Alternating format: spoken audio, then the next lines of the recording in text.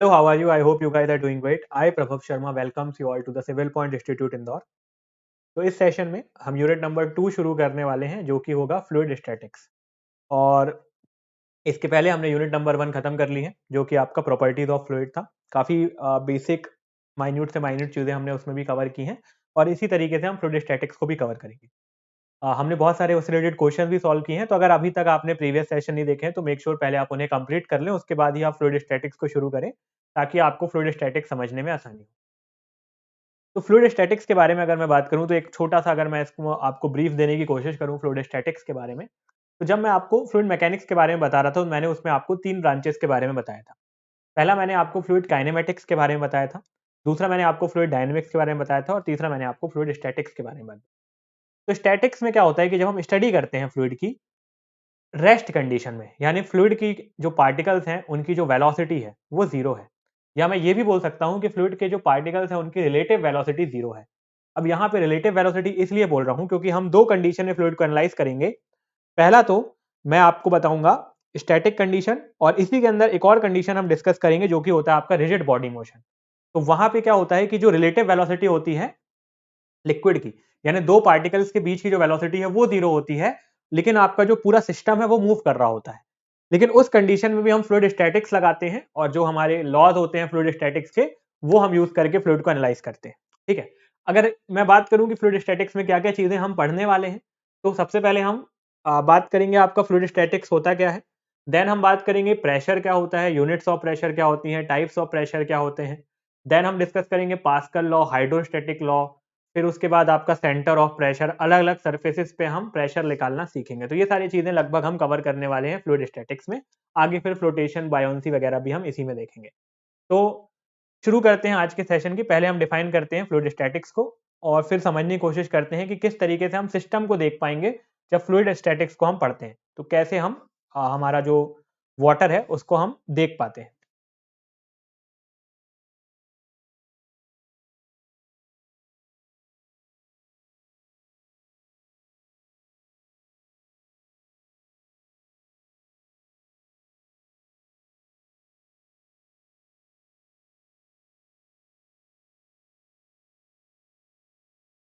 अगर हम fluid statics को डिफाइन करें तो सिंपल सी डेफिनेशन है, study of fluid at rest. ठीक है, सिंपल सी डेफिनेशन है, study of fluid at rest. Study of fluid at rest is known as fluid statics. Secondly एक तरीके से और इसको मैं डिफाइन करूंगा, study of fluid in rigid body motion. तो वो अभी मैं बताऊंगा आपको क्या होता है रिजिड बॉडी मोशन। पहले हम नॉर्मल कंडीशन देखते हैं, फिर रिजिड बॉडी मोशन के बारे में बात करेंगे। तो स्टडी ऑफ फ्लूइड इन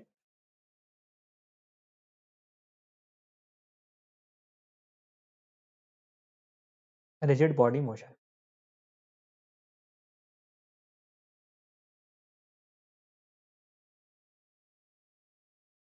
ठीक है, चलिए पहले समझने की कोशिश करते हैं कि आपका ये study of fluid at rest क्या होता है। मान लीजिए ये आपका कोई कंटेनर है, या आपका कोई कंटेनर है, इस कंटेनर की जो वेलोसिटी है वो जीरो है। कंटेनर की जो वेलोसिटी है, यानी कंटेनर जो है ये मूव नहीं कर रहा है। रिजिड बॉडी मोशन में क्या करेगा, ये कंटेनर मूव कर रहा होगा, लेकिन अभी ये कंटेनर जो है वो रेस्ट कंडीशन में है। एक बाल्टी पानी है, एक बाल्टी में पानी है और वो बाल्टी अभी रखी हुई है। ठीक है ना, तो हम उसको कहीं पे लेकर जा रहे हैं और सिर्फ उसमें हमने पानी भर के रख दिया है, तो कंटेनर की वेलोसिटी क्या हो जाएगी, जीरो हो जाएगी। तो कंटेनर की वेलोसिटी क्या हो जाएगी आपकी, जीरो हो जाएगी। ठीक है। इसके बाद इसके अंदर जो भरा हुआ है, पानी भरा हुआ है। पानी आपको आपको पता है कैसा होता है। ठीक है, ये आपका इसके अंदर पानी भरा हुआ है। ठीक है, ये आपका पानी भरा हुआ है। अब इसके अंदर आपकी तीन डायरेक्शंस होंगी। इसके अंदर तीन डायरेक्शन होंगी, एक तो एक्स होगा, ठीक है, एक आपकी वाई डायरेक्शन होगी। एक्स आपकी ये वाली होती है ना, ये आपकी वाई होगी, और ये डायरेक्शन आपकी जेड होगी। ठीक है, तीन डायरेक्शन है। तो स्टैटिक कंडीशन का मतलब ये है कि जो फ्लूइड की वेलोसिटी है, ठीक है, फ्लूइड की जो वेलोसिटी है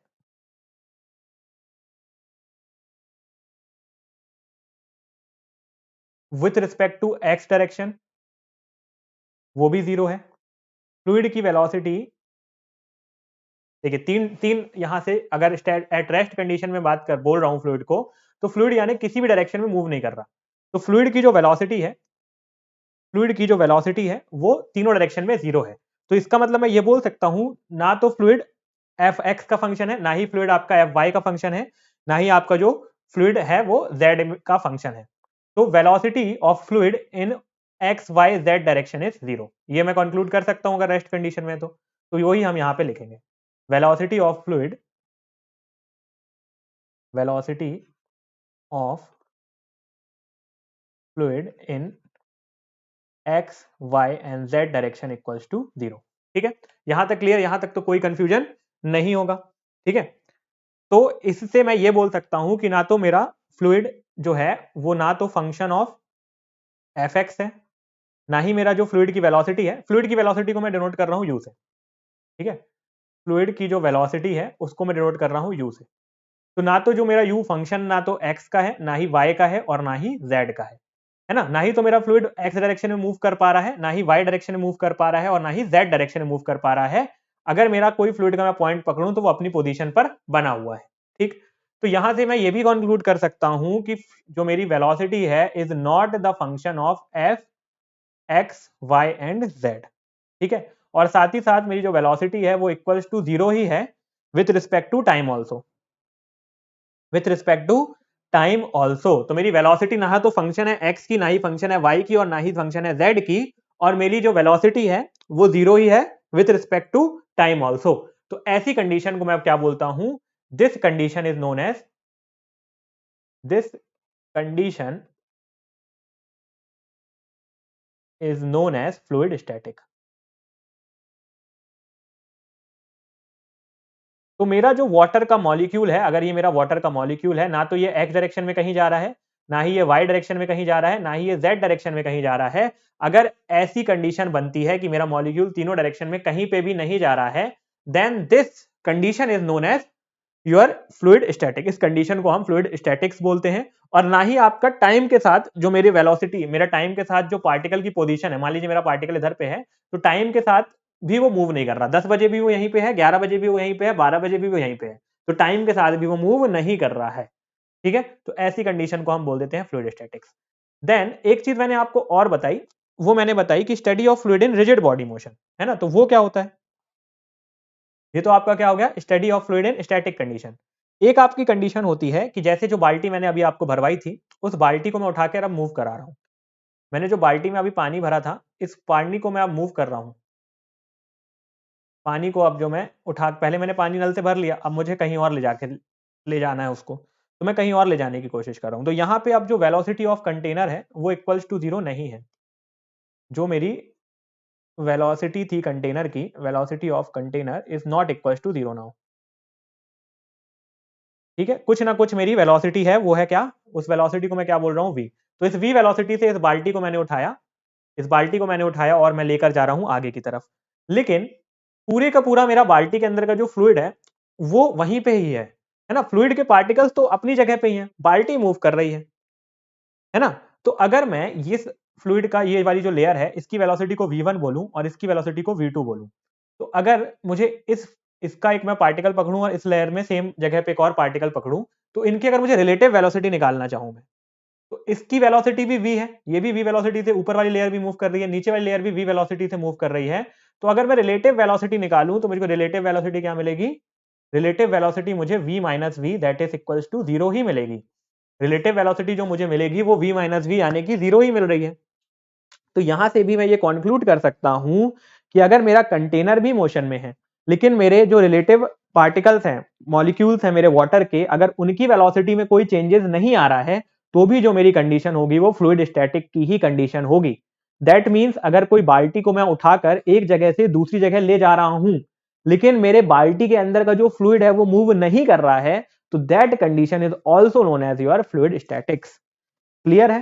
तो जब भी मैं फ्लूइड स्टैटिक्स की बात करूंगा, मेरी रिलेटिव वेलोसिटी जो होगी फ्लूइड पार्टिकल्स की वो क्या होगी, 0 होगी। तो relative velocity, relative velocity of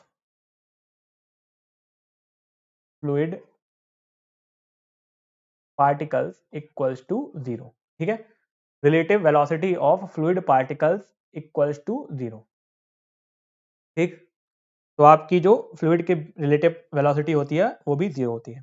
तो इसीलिए हम इसको क्या बोलते हैं, this is called rigid body motion of fluid. क्यों? तो इसी को हम क्या बोलते हैं, rigid body motion. This is also called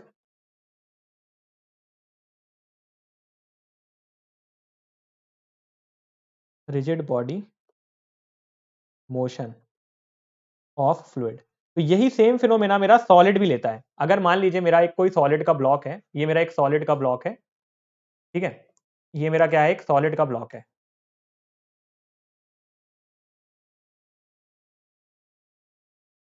ये एक सॉलिड का ब्लॉक है, ठीक है। अगर इस सॉलिड के ब्लॉक की भी हम बात करें, तो जब मैं इस सॉलिड को ब्लॉक को उठाकर एक जगह से दूसरी जगह लेकर जाता हूं, तो इसके अंदर के जो पार्टिकल्स हैं वो तो मूव नहीं करते। ये पूरा का पूरा ब्लॉक तो मूव करेगा, पर इसके अंदर के जो पार्टिकल्स होंगे वो तो मूव नहीं करेंगे, उनकी भी रिलेटिव वेलोसिटी क्या होगी, 0 होगी। तो इसी को हम क्या बोलते हैं, रिजिड बॉडी मोशन। तो सेम मेरा क्या कर रहा है, लिक्विड भी सेम फिनोमेना को दिखा रहा है मुझे, है ना। इसमें भी मेरे जो पार्टिकल्स हैं, सॉलिड के अंदर भी जो पार्टिकल्स हैं मूव नहीं कर रहे। कोई एक मैंने ब्लॉक उठाया, इसको उठा के दूसरी जगह रख दिया, तो भी मेरे जो अंदर के पार्टिकल्स हैं वो मूव नहीं करते। सेम मेरा किसके साथ हो रहा है, लिक्विड के साथ भी हो रहा है। जो अंदर के पार्टिकल्स हैं वो मूव नहीं कर रहे हैं। तो इस कंडीशन को मैं क्या बोल देता हूं, इसीलिए फ्लूइड, इस कंडीशन में बोल देता हूं rigid body motion of fluid, ठीक है। सेम फिनोमेना मुझे कौन देता है, क्योंकि सेम फिनोमेना मुझे सॉलिड में भी मिलता है, ठीक है।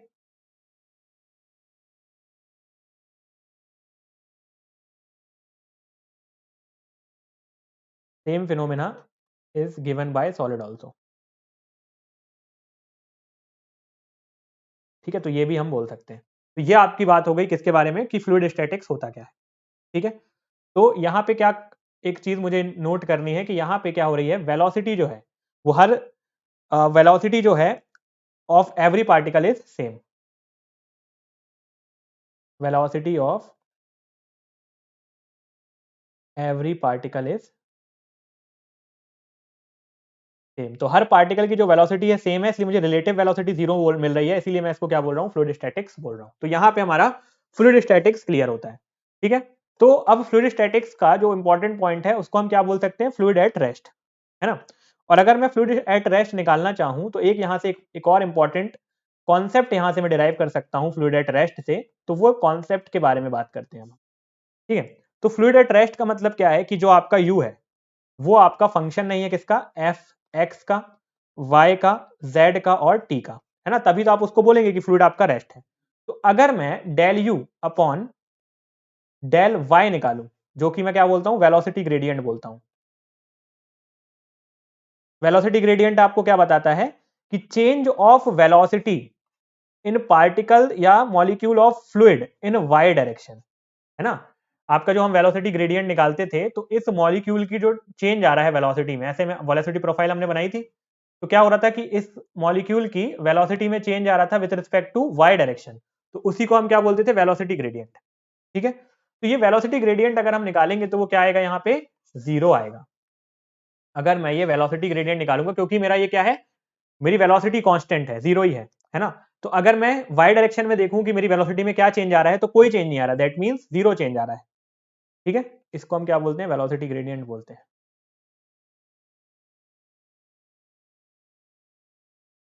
तो हम बोलते हैं वेलोसिटी ग्रेडियंट।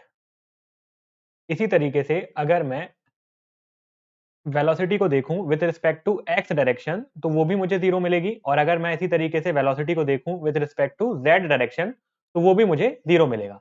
तो यहां से मुझे ये समझ में आ रहा है कि अगर मैं किसी भी डायरेक्शन में वेलोसिटी को देख रहा हूं, या वेलोसिटी का कंपोनेंट देख रहा हूं अलग अलग डायरेक्शन के रिस्पेक्ट में, जैसे अगर वाई एक्स या जेड डायरेक्शन के कंपोनेंट्स वेलोसिटी का जब मैं कंपोनेंट देख रहा हूं, तो वो मुझे 0 ही मिल रहा है, ठीक है। मैंने इसके पहले प्रॉपर्टीज ऑफ फ्लूइड में पढ़ा था शेयर स्ट्रेस के बारे में। तो यहां पे अगर मैं शेयर स्ट्रेस को कैलकुलेट करूं किसी भी डायरेक्शन में,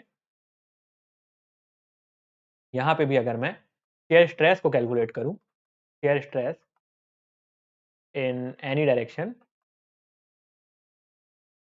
तो वो भी मुझे क्या मिलेगा, tau equals to mu del U upon del Y, है ना। अलग अलग डायरेक्शन में मैं इसको कैलकुलेट कर सकता हूँ। लाइक अगर मैं चाहूँ तो एक्स डायरेक्शन में कैलकुलेट कर सकता हूँ, वाई डायरेक्शन में कैलकुलेट कर सकता हूँ और जेड डायरेक्शन में कैलकुलेट कर सकता हूँ। तो टाउ एक्स मुझे क्या मिलेगा, mu into del X upon del Y. और मेरा जो वेलोसिटी कंपोनेंट है with respect to X direction वो क्या है, जीरो है ना। अगर मैं एक्स डायरेक्शन के रिस्पेक्ट में वेलोसिटी को देख रहा हूँ तो वो जीरो है, तो ये इसको मैं जीरो पुट कर सकता हूँ, तो it will become equals to zero. इसी तरीके से टाउ वाई को जब देखूंगा, यहाँ पे हमको टाउ एक्स लिखना होगा, यहाँ पे हमको डेल एक्स लिखना होगा,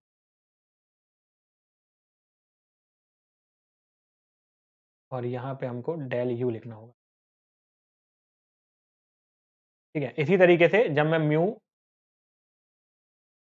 del U upon del Y भी देखूंगा तो ये भी मेरा जीरो होगा। और इसी तरीके से जब मैं टाउ जेड देखूंगा तो वो भी किसके बराबर हो जाएगा, जीरो के बराबर हो जाएगा। तो हर डायरेक्शन में मेरा जो शेयर स्ट्रेस है वो भी क्या आ रहा है, जीरो आ रहा है। तो shear stress in each plane is equals to zero. Shear stress in each plane is zero, in each plane equals to zero. और no shear stress acting on the fluid, क्या बोल सकते हैं हम, और no shear stress is acting in fluid. तो इसको आप कैसे रिलेट कर सकते हो, इसको आप फर्स्ट यूनिट से प्रॉपर्टीज ऑफ फ्लूइड से इसको रिलेट कर सकते हो कि अगर मैं किसी भी फ्लूइड में शेयर स्ट्रेस को अप्लाई करता था तो वो तो मोशन में आ जाता था, है ना। तो अगर मैं शेयर स्ट्रेस को अप्लाई ही नहीं कर रहा हूं, दैट मींस मेरा फ्लूइड कैसा रहेगा, स्टैटिक कंडीशन में रहेगा। तो ये हम कंक्लूड कर सकते हैं कि share stress is responsible for the flow. जो शेयर स्ट्रेस होता है वही फ्लो के लिए रिस्पॉन्सिबल होता है, और शुरुआत से हम यही बोलते आ रहे हैं। लेकिन इस कंडीशन में जब कोई भी शेयर स्ट्रेस नहीं लग रहा है, दैट मींस मेरे फ्लूइड में कोई भी फ्लो नहीं हो रहा है। इसका मतलब मैं ये बोल सकता हूं कि फ्लूइड मेरा किसी कंडीशन में है, स्टैटिक कंडीशन में है। ठीक है, तो यहां तक ये बातें हमें क्लियर होनी चाहिए। ठीक है, नेक्स्ट अगर मैं बात करूं, अगर शेयर स्ट्रेस नहीं लगेगा तो फिर क्या लगेगा, कोई फोर्स नहीं लग रही होगी क्या मेरे फ्लूइड में, कोई भी फोर्स क्या जीरो होगी, तो ऐसा नहीं है।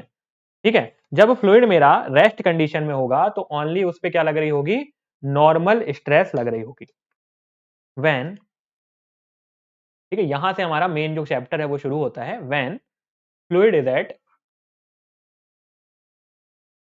When fluid is at rest condition, when fluid is at rest condition, only normal stress acting on fluid, only normal stress acts on fluid। तो सिर्फ और सिर्फ फिर उसमें क्या लगता है, नॉर्मल स्ट्रेस ही लगता है। ठीक है, अब ये नॉर्मल स्ट्रेस कैसे लगेगा, देखिए, अगर मैं किसी भी फ्लूइड की बात करूं, किसी फ्लूइड सिस्टम की अगर मैं बात कर रहा हूं, ये हमारा फ्लूइड सिस्टम है। ठीक है, इसके अंदर पूरे में क्या भरा हुआ है, पानी भरा हुआ है। कि ये हमारा कोई कंटेनर है जिसके अंदर पानी भरा हुआ है या कोई फ्लूइड सिस्टम है। ठीक है, नीचे हमारा सरफेस है।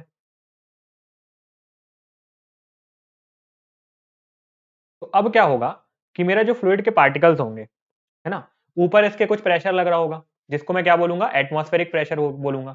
तो ऊपर कुछ ना कुछ इसमें प्रेशर लग रहा होगा, है ना। फ्लूइड अगर है तो ऊपर एटमॉस्फेयर भी तो उसमें कुछ प्रेशर एक्सर्ट कर रहा होगा, तो उसको मैं बोलता हूँ पीएटीएम। तो ये तो लग ही रहा होगा। साथ ही साथ इसके जो, अगर मैं इस लेयर की बात करूं तो इसमें बहुत सारे ऐसे मॉलिक्यूल्स होंगे। तो इस वाले मॉलिक्यूल्स के ऊपर के जो मॉलिक्यूल्स होंगे, इन मॉलिक्यूल्स पे कुछ वो लोड लगा रहे होंगे, क्योंकि अगर मैं इस फ्लूइड की बात करूं तो इसकी कुछ ना कुछ डेंसिटी भी होगी, कुछ ना कुछ इसकी डेंसिटी होगी। साथ ही साथ इसमें कुछ ना कुछ ग्रेविटी भी लग रही होगी। तो ये वाले जो मॉलिक्यूल्स हैं, ये नीचे वाले मॉलिक्यूल्स पे कुछ ना कुछ लोड लगा रहे होंगे। ठीक है, ये नीचे वाले मॉलिक्यूल्स पे कुछ ना कुछ लोड लगा रहे होंगे, और ये दोनों मिलकर नीचे वाले जो और मॉलिक्यूल्स हैं उन पे लोड लगा रहे होंगे, है ना। तो जिस भी पॉइंट पे मैं जाऊंगा उसके ऊपर वाले जो मॉलिक्यूल्स होंगे वो उस मॉलिक्यूल पे कुछ ना कुछ लोड जरूर लगा रहे होंगे। ठीक है, तो वो जो एक दूसरे पे लोड लगा रहे होंगे उसको मैं क्या बोलूंगा, पी फ्लूइड। तो जो मेरा टोटल प्रेशर लग रहा होगा वो किसके बराबर लग रहा होगा, P atmospheric plus P fluid के बारे में। जब हम प्रॉपर्टीज ऑफ फ्लूइड के बारे में बात कर रहे थे तो हमने एक चीज वहां पे देखी थी कि जो मेरा फ्लूइड होता है उसमें दो तरीके की फोर्सेस लगती हैं, एक सरफेस फोर्सेस और एक बॉडी फोर्सेस। सरफेस फोर्सेस जो उसके सरफेस पे लग रही हो और बॉडी फोर्सेस जो मेरा फ्लूइड किसी चीज पे लगा रहा हो उसकी फ्लूइड की वजह से जब फोर्स लग रही होंगी, तो ये जो फोर्सेस लग रही हैं ये बॉडी फोर्सेस है जो फ्लूइड अपने ऊपर लगाता है।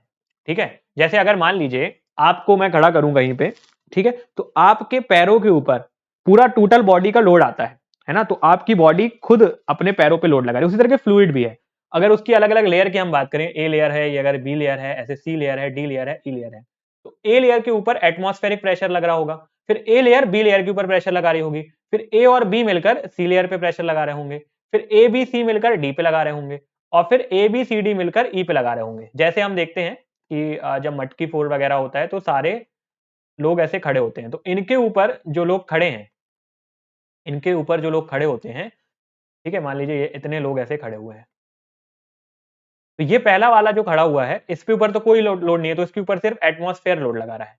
ठीक है, फिर इसका लोड इन दोनों के ऊपर आ रहा है, फिर इसका लोड इन तीनों के ऊपर आ रहा है, फिर इसका लोड इन सब पे आ रहा है, तो ऐसे ऐसे लोड बढ़ता जा रहा है। तो यहां से एक इंपॉर्टेंट कॉन्सेप्ट जो मुझे पता चल रहा है कि जैसे जैसे मेरी हाइट बढ़ती जा रही है वैसे वैसे लोड की वेलोसिटी भी लोड की जो लोड है वो भी मेरा बढ़ता जा रहा है, लोड की इंटेंसिटी भी बढ़ती जा रही है ना। तो ये एक इंपॉर्टेंट पॉइंट मैं यहां से देख रहा हूं, इसको खैर हम और डिटेल में डिस्कस करेंगे आगे चल के।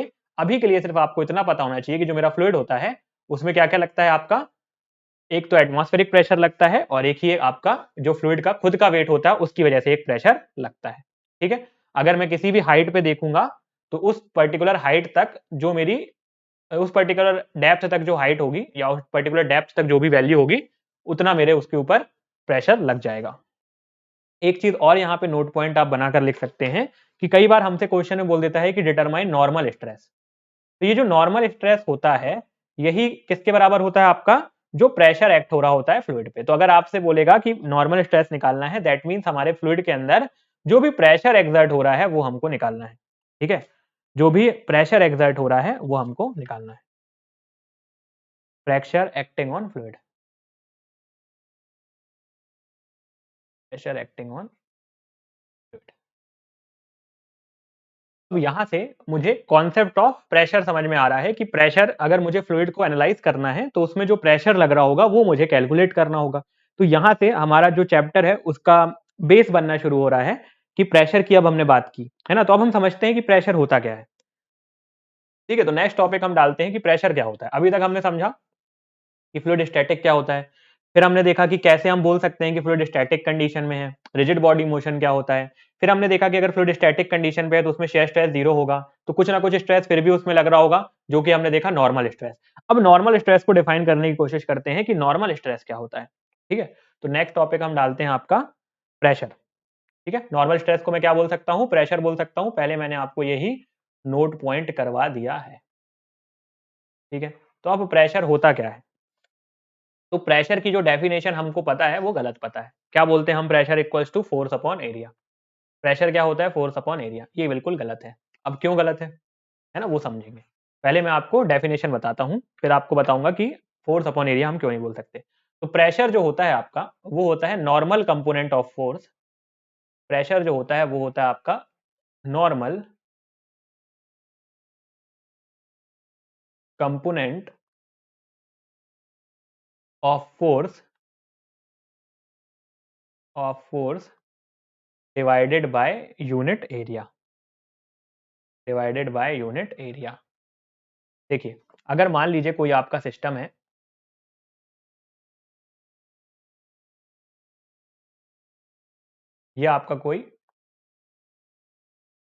ये कोई आपकी सिस्टम है, ठीक है, इस पे ना एक फोर्स एक्ट कर रही है। किस तरीके से एक्ट कर रही है, इस तरीके से फोर्स एक्ट कर रही है। तो अगर मैं यहाँ पे फोर्स निकालूंगा तो फोर्स में यहाँ पे अगर ये मेरा एफ है, ठीक है, और ये जो एंगल बन रहा है ये थीटा है, तो यहाँ पे मैं अगर प्रेशर निकालूंगा तो प्रेशर क्या मैं यहाँ पे फोर्स अपॉन एरिया बोल सकता हूँ, बोल सकता हूँ, ये गलत होगा। ठीक है, फोर्स अपॉन एरिया में यहाँ पे इसको नहीं बोल सकता हूँ, क्योंकि मुझे क्या चाहिए, इसका हॉरिजॉन्टल जो इसका नॉर्मल कंपोनेंट होता है वो फोर्स को बताएगा। इसका जो नॉर्मल कंपोनेंट होगा वो फोर्स को बताएगा। ठीक है, तो अगर मेरी फोर्स जो लग रही है वो इस डायरेक्शन पे अगर लग रही है तो नॉर्मल कंपोनेंट भी इसी डायरेक्शन पे एक्ट कर रहे होंगे। और यहाँ ऊपर क्या आएगा मेरा F sine theta, F sine theta, और यहाँ पे आएगा एफ कॉस थीटा। तो यहाँ पे अगर मुझे प्रेशर चाहिए, अगर यहाँ पे प्रेशर निकालना चाहें हम, तो प्रेशर किसके बराबर हो जाएगा? प्रेशर किसके बराबर हो जाएगा? F cos theta divided by area. ठीक है, तो प्रेशर क्या होता है? हमेशा नॉर्मल कंपोनेंट है ना, परपेंडिकुलर टू द सरफेस देखते हैं हम प्रेशर। अगर ये आपका कोई एरिया है तो इसके परपेंडिकुलर डायरेक्शन पे, अगर हम यहाँ ये पॉइंट ऑफ रेफरेंस ये है, तो इसके परपेंडिकुलर डायरेक्शन पे जो फोर्स लग रही होगी उसको हम इस पूरे कंपोनेंट जो हमने लिया है उसका एरिया से डिवाइड करेंगे, तब मुझे प्रेशर मिलेगा। ठीक है, तो ये पॉइंट आपके लिए बहुत इंपॉर्टेंट है कि प्रेशर क्या होता है? आपका normal component of the force divided by area. Normal component of the force divided by area. ठीक है, तो यहाँ पे ये चीज आपको याद रखना जरूरी है, क्योंकि कई बार हम क्या ले लेते हैं सीधे फोर्स अपॉन एरिया, और फोर्स हमारी कैसी है? इंक्लाइंड होती है, तो वो फिर गलत हो सकता है। ठीक है, गलत हो जाएगा। तो यहाँ पे अगर कोई आपकी फोर्स लग रही है तो वो हमेशा कैसी लगनी चाहिए? आपकी परपेंडिकुलर डायरेक्शन में लगनी चाहिए, और जो भी आप एरिया है उससे आप उसको डिवाइड कर देंगे तो आपको प्रेशर मिल जाएगा। ठीक है, तो हमेशा आपको फोर्स कौन सी लेनी है? फोर्स का आपको हमेशा नॉर्मल कंपोनेंट लेना है। ठीक है, फोर्स का हमेशा आपको नॉर्मल कंपोनेंट लेना है। ठीक, अब एक बात यहाँ पे क्या होती है, कई कई बुक में ना आपको जो प्रेशर की डेफिनेशन मिलेगी वो क्या मिलेगी? कई कई बुक में आपको जो प्रेशर की डेफिनेशन मिलती है वो कुछ इस तरीके से मिलती है। प्रेशर इक्वल्स टू जो भी आपका नॉर्मल कंपोनेंट है फोर्स का डिवाइडेड बाय एरिया। और एरिया को हम क्या लेते हैं? सिर्फ मैग्नीट्यूड ले रहे हैं। अगर मैं इसमें मॉड लगा दे रहा हूं, यानी कि सिर्फ मैं मैग्नीट्यूड की बात कर रहा हूं, पर एरिया तो पहले से मेरी स्केलर क्वांटिटी होती है, तो फिर मुझे यहाँ पे मैग्नीट्यूड लगाने की क्या जरूरत पड़ रही? अगर pressure equals to F1 upon mod of A मैं लिख रहा हूं, तो मेरा तो एरिया वैसे ही क्या होती है? स्केलर क्वांटिटी होती है ना। तो स्केलर क्वांटिटी में सिर्फ मैग्नीट्यूड ही होता है, डायरेक्शन तो होता नहीं है। फिर मुझे मॉड लगाने की जरूरत क्यों पड़ रही है? मॉड हम तब लगाते हैं जब हमको सिर्फ मैग्नीट्यूड चाहिए होता है, डायरेक्शन हमें कंसीडर नहीं करना है। तो अगर मैं आपको ये बोलूं कि अगर एरिया बहुत स्मॉल होता है तो वो वेक्टर क्वांटिटी के बराबर होता है, तो आप बोलेंगे ये तो गलत बोल रहा हूं मैं, पर यही सही होता है। जब एरिया बहुत स्मॉल होता है तो एरिया क्या होता है? वेक्टर होता है। पर आप बोलेंगे हम क्यों माने, है ना? मैं अगर ऐसे कुछ भी बोल दूंगा तो आप मान लोगे क्या? नहीं, तो हम फिर प्रूव करते हैं ऐसा कि जो एरिया होता है ये क्या होता है? हमेशा छोटा, अगर मैं बहुत छोटे एरिया की बात करता हूं तो वो क्या होता है? वेक्टर क्वांटिटी होता है। ठीक है, तो ये हम प्रूव करते हैं कि एरिया वेक्टर क्वांटिटी कैसे हो सकता है।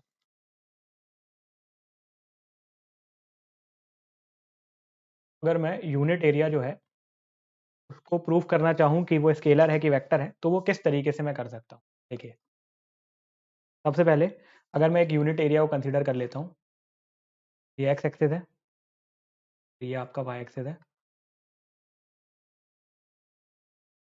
देन ये आपके जेड और एक्स एक्सिस है। ठीक है, तो अगर यहाँ पे मैं एक यूनिट एरिया को कंसीडर करूँ,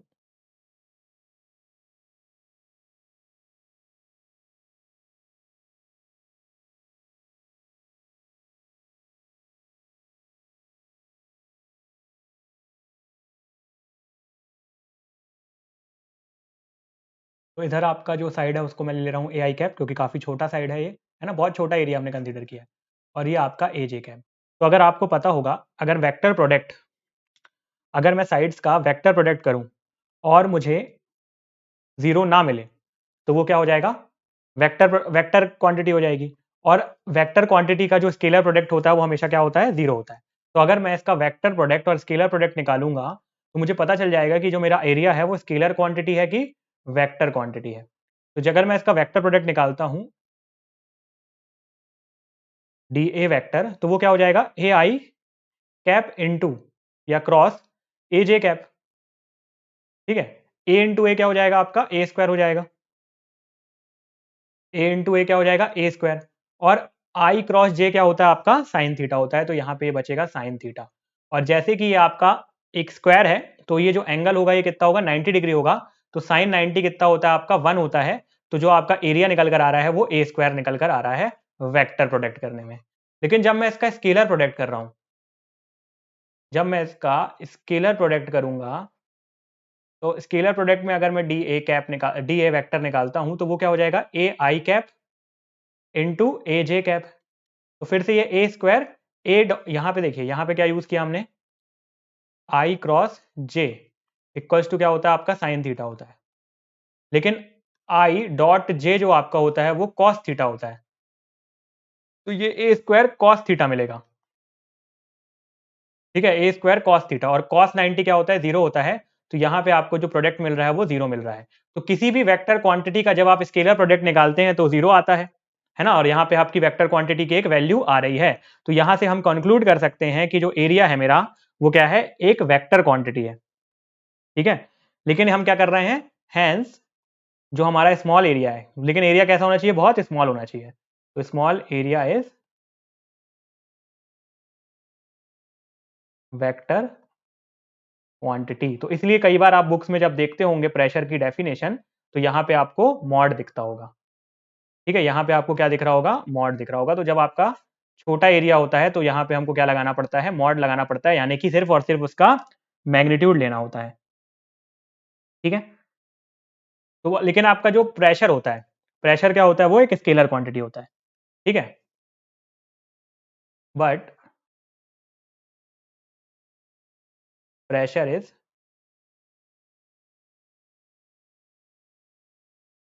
scalar quantity, hence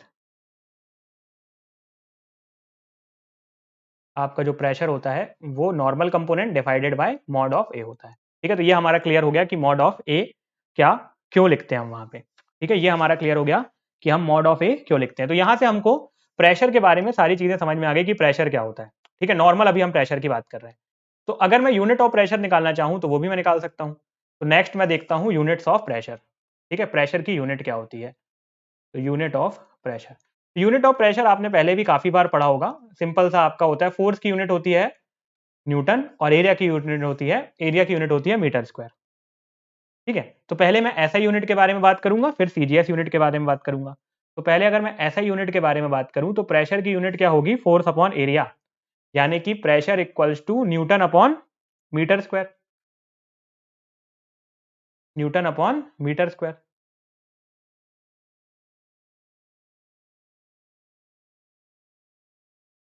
pressure equals to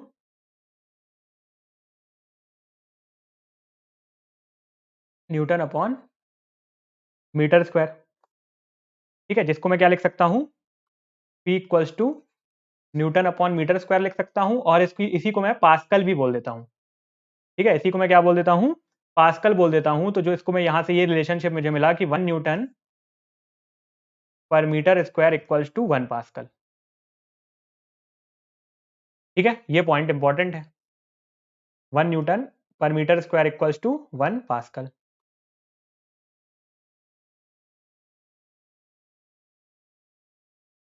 ठीक है, यहां से मुझे ये डेफिनेशन इंपॉर्टेंट है और एक आपकी ये डेफिनेशन इंपॉर्टेंट है।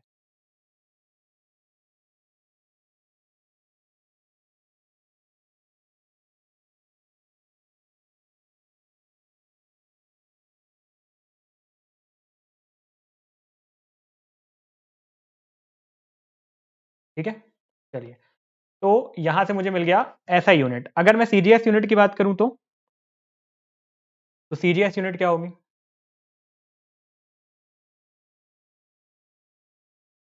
सीजीएस यूनिट, तो CG unit ES unit pascal की जो होती है वो होती है dyne per centimetre square. Pascal equals to dyne per centimetre square. ठीक, और अगर मैं नॉन एसआई यूनिट्स के बारे में बात करूं तो एक और आपको काफी देखने को मिलेगा, वो भी इंपॉर्टेंट है काफी, नॉन एसआई यूनिट जो कि होता है आपका बार। है ना, तो जब हम फ्लूइड की बात करते हैं तो मैक्सिमम केसेस में आपको हर जगह बार देखने को मिलेगा। तो वो एक आपकी नॉन एसआई यूनिट होती है। तो अगर एक बार मैं बोलूं, एक बार प्रेशर अगर बोलता हूं तो वो किसके बराबर होता है, 1 बार प्रेशर इक्वल्स टू 10⁵ और अगर मैं इसको किलो पास्कल में दिखाना चाहूं तो किलो पास्कल में हो जाता है आपका,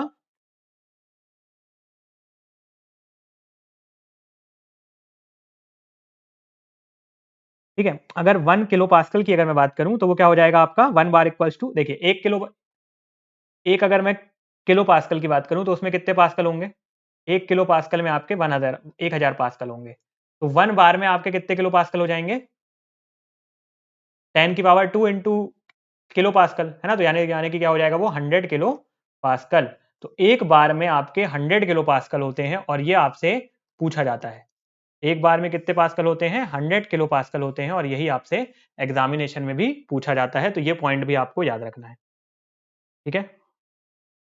एक आपको और एक यूनिट देखने को मिलती है पास्कल की, वो है आपका टॉर, है ना? तो टॉर जो है वो टॉरेसेली जो साइंटिस्ट थे उनके नाम पे था। 1644 में जो टॉरेसेली थे उन्होंने प्रेशर मेजरिंग डिवाइस जो कि बैरोमीटर है उसका इन्वेंशन किया था। इसीलिए जो बैरोमीटर की जो प्रेशर की यूनिट है उनके नाम से भी चलती है, जो कि होता है टॉर। ठीक है? तो टॉर आपको पता होना चाहिए। खैर ये प्रेशर मेजरिंग में हम बैरोमीटर वगैरह की बात करेंगे, पर टॉर क्यों बोलते हैं? क्योंकि वो साइंटिस्ट का नाम टॉरेसेली था। ठीक है? तो टॉर क्या होता है? टॉर को भी डिफाइन करना हमारे लिए काफी जरूरी है। ठीक है? तो टॉर क्या होता है आपका? एक टॉर में एक टॉर में 1 mm ऑफ मरकरी के बराबर प्रेशर होता है। 1 torr equals to 1 mm of mercury. अब आप बोलेंगे कि प्रेशर को मैं mm में कैसे दिखा सकता हूं? प्रेशर को मैं mm में कैसे दिखा सकता हूं? तो जी हाँ, हम प्रेशर को mm में भी बताते हैं कि जितना आपका 1 mm of mercury pressure exert करेगा किसी भी यूनिट एरिया पे, उतना ही प्रेशर आपका 1 टॉर एक्सर्ट करेगा। ठीक है? तो अगर मैं एटमॉस्फेरिक प्रेशर की बात करूं तो एक एटमॉस्फेरिक प्रेशर में 1 एटमॉस्फेरिक प्रेशर में कितने mm ऑफ मरकरी के बराबर प्रेशर होता है? 1 एटमॉस्फेरिक प्रेशर में आपका 760 mm ऑफ मरकरी के बराबर प्रेशर होता है। ठीक है? 760 mm ऑफ मरकरी के बराबर प्रेशर होता है आपके 1 mm ऑफ Hg में, एक एटमॉस्फेरिक प्रेशर में। ठीक है? अगर यहां से मैं 1 टॉर बताना चाहूं तो 1 टॉर किसके बराबर हो जाएगा? जो 1 टॉर होगा वो 1 अपॉन 760 इंटू एटमॉस्फेरिक प्रेशर के बराबर हो जाएगा। ठीक है? तो यहां से मुझे 1 टॉर के बारे में भी पता चल गया। ठीक है? तो ये 1 टॉर के बराबर कितना प्रेशर हो जाएगा आपका? 1 अपॉन 760 इंटू एटमॉस्फेरिक प्रेशर। ठीक है? तो ये कुछ पॉइंट्स हैं। और भी कुछ पॉइंट्स मैं आपको बता देता हूं। कई बार हमको सीधे सीधे न्यूमेरिकल में पूछ लिए जाते हैं। तो अगर आपसे 1 एटमॉस्फेरिक प्रेशर के बारे में कभी भी पूछा जाए, अगर आपसे 1 एटमॉस्फेरिक प्रेशर के बारे में कभी भी पूछा जाए तो 1 एटमॉस्फेरिक प्रेशर किसके बराबर होता है? 1 एटमॉस्फेरिक प्रेशर जो होता है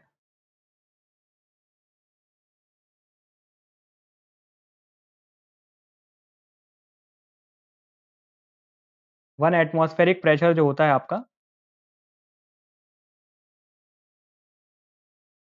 वो आपका 101.3 किलो पास्कल के बराबर होता है। 101.3 किलो पास्कल। तो अगर मैं बार में लिखूंगा तो आपके एक बार में कितने पास्कल होते हैं? 100 पास्कल होते हैं, 100 किलो पास्कल होते हैं। तो इसको मैं 100 से डिवाइड करूंगा तो कितना मिलेगा मुझे? 1.013। कितना मिलेगा हमें? 100 को अगर 100 से इसको डिवाइड करूंगा तो कितना बार मिल जाएगा मुझे प्रेशर? 1.013, है ना? बिल्कुल इसको रट लीजिएगा क्योंकि डायरेक्ट आपसे एग्जामिनेशन में पूछा जाता है और हमें पता ही नहीं होता। तो यहाँ पे मैंने 1 टॉर देखा था, तो यहाँ से मुझे 1 टॉर क्या मिल जाएगा? 1 टॉर मेरा था 1 अपॉन 760 इंटू एटीएम प्रेशर। तो एटीएम प्रेशर आपका कितना है? 101.3 किलो पास्कल, 101.3 किलो पास्कल। तो जब आप इसको सॉल्व करेंगे तो आपको कितना पास्कल मिलेगा? जब आप इसको सॉल्व करेंगे तो ये आपको मिल जाएगा 0.13328 किलो पास्कल के बराबर। ठीक है? पर आप बोलो कि नहीं मुझे टॉर्क को किस में चाहिए? अगर आप बोलेंगे कि नहीं मुझे किस में चाहिए है ये? पास्कल में चाहिए, तो इसको आप मल्टीप्लाई कर दीजिए 1000 से। तो 1 torr equals to 1 torr equals to 0.13328 into 10 की पावर 3 पास्कल, जिसको आप लिख सकते हो 133.28 पास्कल। तो ये सारे इंपॉर्टेंट पॉइंट्स थे जिसके बारे में आपको पता होना चाहिए जब भी हम बात करते हैं प्रेशर के बारे में। कई बार आपने देखा होगा, अगर कोई आपने स्टैंडर्ड बुक में कभी कोई न्यूमेरिकल सॉल्व किया होगा तो वहां पे पीएसआई होता है, जो फॉरेन बुक्स होती हैं उसमें पीएसआई लिखा होता है। तो पीएसआई क्या होता है आपका? पाउंड पर स्क्वायर इंच। पीएसआई क्या होता है आपका? पाउंड पर स्क्वायर इंच। ठीक है, तो पीएसआई भी एक आप देख लीजिए, लास्ट हम इसी के बारे में बात करते हैं, जो कि है आपका पीएसआई। तो पीएसआई क्या होता है आपका? पाउंड पर स्क्वायर इंच। पाउंड पर स्क्वायर इंच। पाउंड पर स्क्वायर इंच। ठीक है, तो अगर पीएसआई के बारे में हम बात करते हैं तो एक पीएसआई में कितने पास्कल के बराबर प्रेशर होता है? तो 1 पीएसआई में 6894.76 पास्कल के बराबर प्रेशर होता है। ठीक है, तो एक पास्कल में कितने पीएसआई के बराबर प्रेशर होगा? तो एक पास्कल में 0.000145 पीएसआई के बराबर प्रेशर होगा। ठीक है, और ये कौन सी यूनिट है आपकी? फुट, पाउंड और सेकंड की यूनिट है प्रेशर की। फुट, पाउंड और सेकंड की यूनिट है आपके प्रेशर की। ठीक है, तो ये सारी चीजें हमारी यहाँ पे इंपॉर्टेंट है। ठीक है, ये सारी चीजें हमारे लिए यहाँ पे इंपॉर्टेंट है। इसके बाद नेक्स्ट आपका आता है टाइप्स ऑफ प्रेशर। नेक्स्ट क्या आता है आपका? Types of pressure. ठीक है, तो एक छोटा सा हम यहाँ पे टाइप्स ऑफ प्रेशर का ब्रीफ लेते हैं, उसके बाद इसको डिटेल में हम नेक्स्ट सेशन में और अच्छे से कवर करेंगे। बात करते हैं टाइप्स ऑफ प्रेशर की।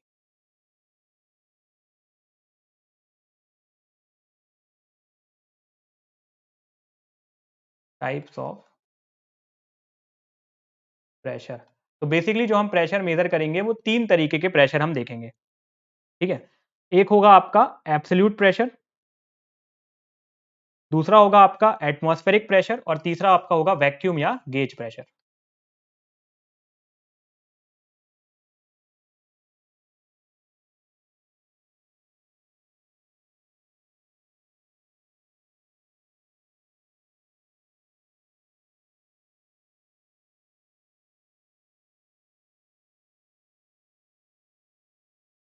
पहला कौन सा है प्रेशर आपका?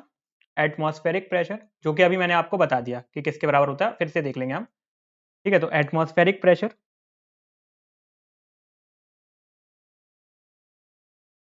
सेकंड आपका होता है एब्सोल्यूट प्रेशर। और थर्ड आपका होता है गेज या वैक्यूम प्रेशर। ठीक है, गेज प्रेशर भी आप बोल सकते हो और आप वैक्यूम प्रेशर भी इसको बोल सकते हो। तो गेज प्रेशर या फिर वैक्यूम प्रेशर।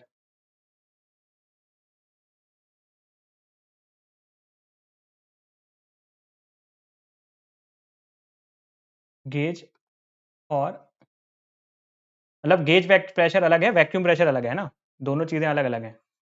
दोनों आप एक ही मत कर लेना। गेज प्रेशर अलग है और वैक्यूम प्रेशर अलग है, होते एक जैसे हैं इसलिए हम साथ में पढ़ रहे हैं। ठीक है, गेज एंड वैक्यूम प्रेशर।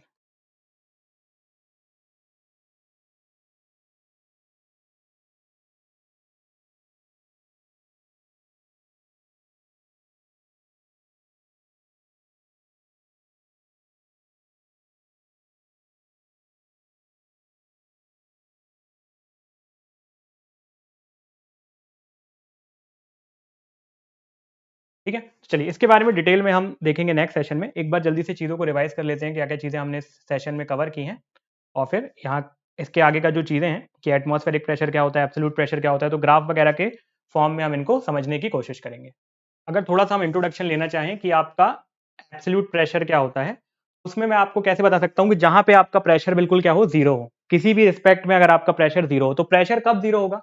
तो अगर आपने काइनेटिक थ्योरी ऑफ गैसेस पढ़ा होगा तो उसके हिसाब से ये होता है कि जो गैसेस होती हैं किसी भी सरफेस पे, जब वो गैसेस होती है, जैसे हमारे अर्थ है, अर्थ में गैसेस हैं, तो अर्थ में गैसेस आपकी, अगर अर्थ है तो इसके अंदर जो गैसेस हैं, ये जो गैसेस जब किसी भी चीज से टकराती हैं तो उसके ऊपर एक प्रेशर एक्सर्ट करती हैं, जिसकी वजह से वहां पे वो प्रेशर एक्ट करता है। लेकिन जब हम अर्थ के बाहर जाएंगे तो वहां पे कोई गैसेस ही एक्सर्ट नहीं होती, वहां पे कोई गैसेस ही नहीं होती। जब कोई गैसेस नहीं है तो वो सरफेस से टकराएंगी कैसे? जब कोई गैसेस ही नहीं है, देखिए ये आपका सरफेस है और इस सरफेस के ऊपर ये गैसेस हैं, जब ये गैस पार्टिकल किसी सरफेस से आकर टकराएंगे तो उसके ऊपर क्या लगाएगा, प्रेशर लगाएगा, क्योंकि ये जो गैस पार्टिकल होते हैं ये रैंडम मोशन में होते हैं, ठीक है। और Newton second law of motion बोलता है कि force equals to mass into acceleration. Force क्या होता है आपका, मास इनटू एक्सेलरेशन होता है। ये मोमेंटम इनका कंटीन्यूअस मोमेंटम होता है और ये अपना मोमेंटम ट्रांसफर करते हैं in the form of force. तो यहाँ पे वो फोर्स एक्सर्ट करते हैं और जब हम पर यूनिट एरिया उस फोर्स को कैलकुलेट करते हैं तो वही आपका क्या हो जाता है, प्रेशर हो जाता है। तो ये जो गैस मॉलिक्यूल्स हैं वो किसी भी सरफेस पे प्रेशर को एक्सर्ट करते हैं। लेकिन जब मैं स्पेस की बात करता हूं तो स्पेस में कोई भी गैस मॉलिक्यूल नहीं होते हैं, स्पेस में कोई भी गैस मॉलिक्यूल नहीं होते हैं। तो जब गैस मॉलिक्यूल ही नहीं है तो किसी सरफेस से कैसे टकराएंगे और प्रेशर कैसे एक्सर्ट करेंगे। तो क्या मैं ये बोल सकता हूं कि स्पेस पे कोई भी प्रेशर नहीं होता? तो बिल्कुल सही होगा कि स्पेस पे कोई भी प्रेशर नहीं होता है। There is no pressure in the space. Space पे आपका कोई भी प्रेशर नहीं होता है। तो जहां पे कोई भी प्रेशर नहीं होता है, यानी कि जब बिल्कुल एब्सोल्यूट प्रेशर जीरो होता है, उसी को हम एब्सोल्यूट प्रेशर बोलते हैं। कि जब आपका जो प्रेशर है वो बिल्कुल जीरो हो, कोई भी वहां पे प्रेशर एग्जिस्ट ही ना कर रहा हो, तब हम उसको एब्सोल्यूट प्रेशर बोलते हैं। उस absolute pressure, absolute zero pressure के ऊपर जो भी प्रेशर हम मेजर करते हैं, that is known as your absolute pressure. मान लीजिए ये ऐसा लाइन है कि जहां पे प्रेशर जीरो है, तो इसको हम एब्सोल्यूट जीरो प्रेशर बोलते हैं। और इसके ऊपर जो भी मैं प्रेशर मेजर करूंगा, इसी को मैं क्या बोलता हूं, एब्सोल्यूट प्रेशर बोलता हूं। तो pressure measured above absolute zero is known as absolute pressure. तो नेक्स्ट सेशन में और डिटेल में इन सब चीजों को हम डिस्कस करेंगे कि कैसे आपका अलग अलग टाइप के प्रेशर हैं और किस तरीके से उनको कैलकुलेट किया जा सकता है, ठीक है। पास्कल लॉ वगैरह के बारे में भी हम बात करेंगे, ठीक है। इस सेशन के लिए इतना ही रखते हैं। उम्मीद करता हूं कि जो चीजें मैंने आपको बताई हैं वो समझ में आई होंगी। एक बार चीजों को जल्दी से रिवाइज कर लेते हैं और फिर उसके बाद सेशन को यहाँ पे एंड करते हैं। तो हमारा जो हम चैप्टर कवर कर रहे थे, that is your unit number 2, that is your unit number 2, fluid statics, ठीक है। यूनिट नंबर 2 हम कवर कर रहे थे फ्लूइड स्टैटिक्स। तो क्या क्या चीजें हमने यहाँ पे इंपॉर्टेंट देखी वो मैं आपको मार्क करते जाता हूँ। सबसे पहले हमने फ्लूइड स्टैटिक्स का मतलब क्या समझा, कि फ्लूइड स्टैटिक्स का मतलब होता है कि study of forces in rest condition. तो जब भी हम स्टडी करते हैं किसी फोर्स की रेस्ट कंडीशन में, या स्टडी करते हैं किसी फ्लूइड की रेस्ट कंडीशन में, तो उसी को हम क्या बोलते हैं, फ्लूइड स्टैटिक्स बोलते हैं, ठीक है। उसी को हम क्या बोलते हैं, फ्लूइड स्टैटिक्स बोलते हैं।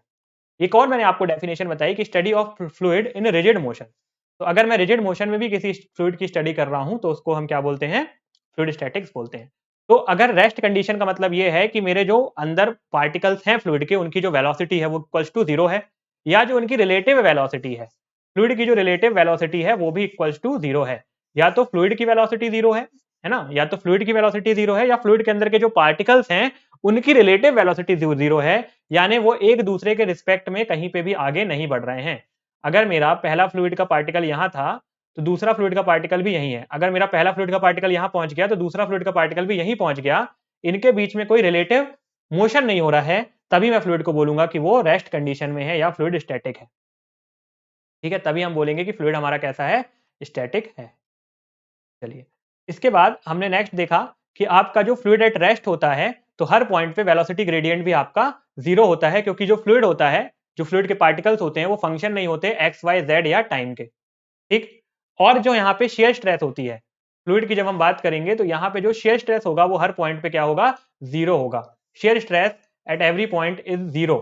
अगर हम बात करते हैं स्टैटिक फ्लूइड के बारे में तो वहां पे सिर्फ और सिर्फ क्या लग रहा होता है, नॉर्मल स्ट्रेस लग रहा होता है। सिर्फ और सिर्फ वहां पे क्या लग रहा होता है, नॉर्मल स्ट्रेस लग रहा होता है, जिसको मैं प्रेशर बोलता हूं।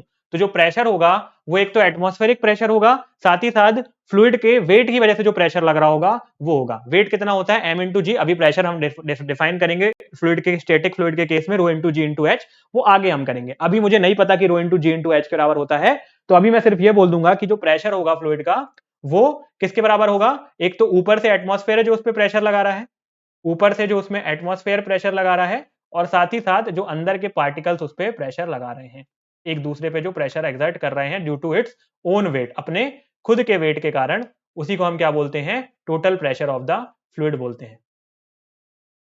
उसी को हम total pressure of the fluid बोलते हैं, ठीक है।